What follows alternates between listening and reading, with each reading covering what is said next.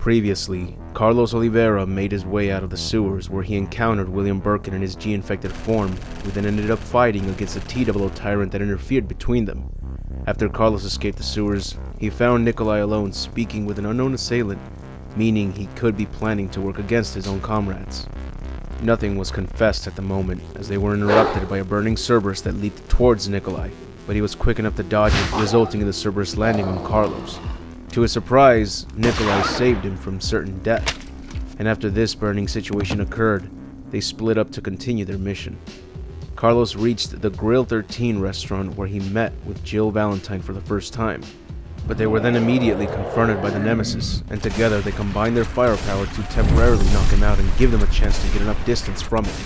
However, Jill was not pleased with having to work with a mercenary employed by Umbrella, so she continued her journey without Carlos by her side. And just as Carlos was about to exit the restaurant as well, the Nemesis grabbed him by his right leg, holding a tight grip on him.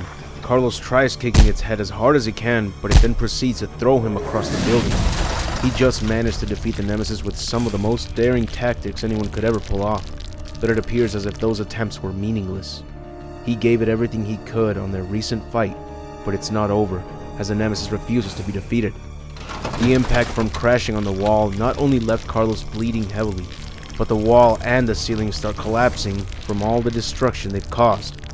Nemesis prepares to end his target with one deadly blow. He charges his fist, but a piece of equipment from the ceiling falls in the way, taking the full power hit from the Nemesis.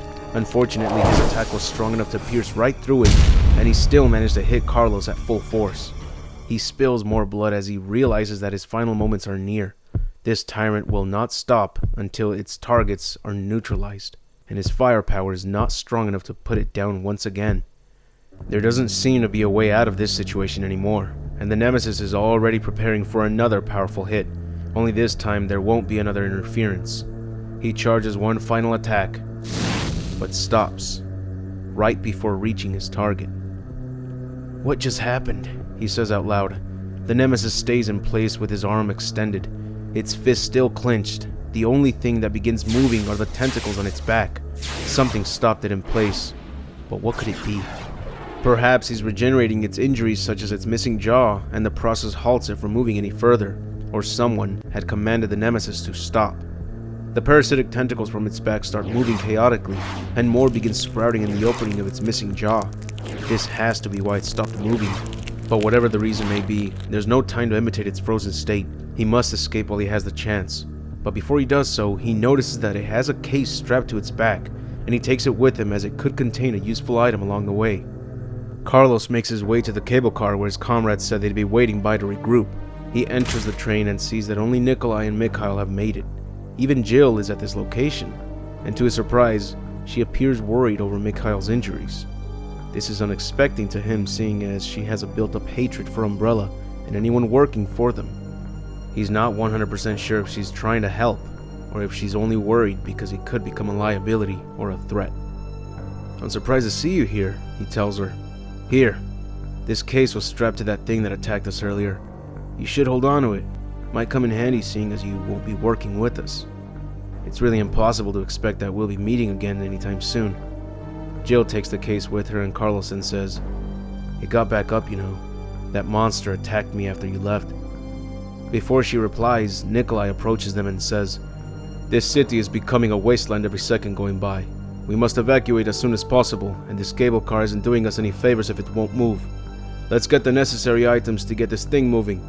If we can do that, we'll head to the clock tower area, which is the designated landing zone for the extraction chopper. Once we get there and give the signal, the chopper will fly in and pull us out." Carlos replies, "With that much ground to cover, is it possible to make it on foot?"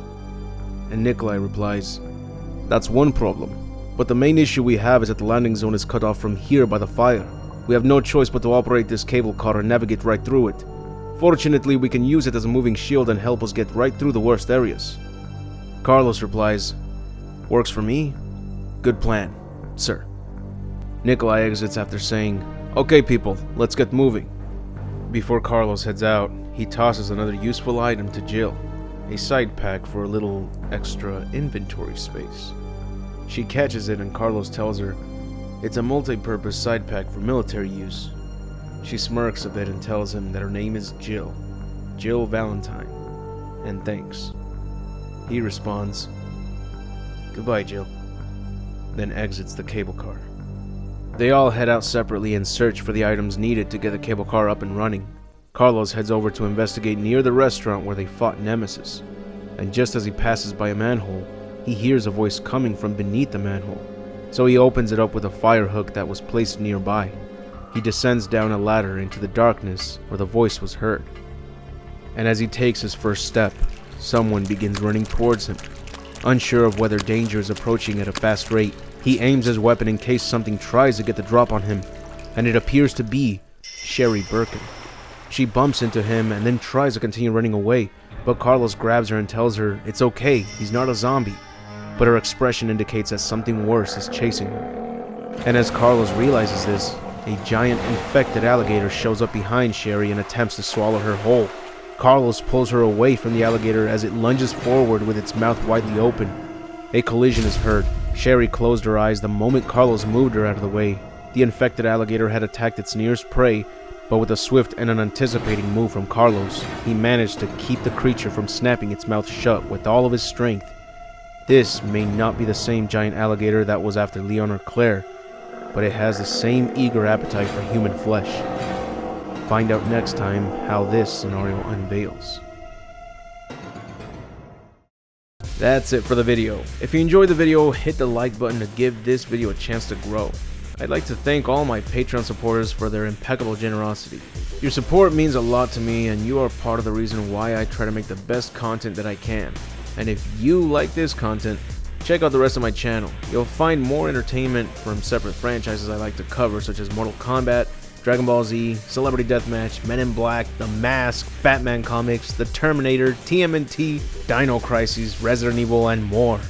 If you're a Patreon supporter, check out my exclusive videos such as the Gantz content. And if you'd like to show your support, go to my Patreon and support the channel, which is only $1. Sacrifice that McChicken for extra quality content, my friend. But anyways, I'll see you all in the next video, and remember to have an awesome day.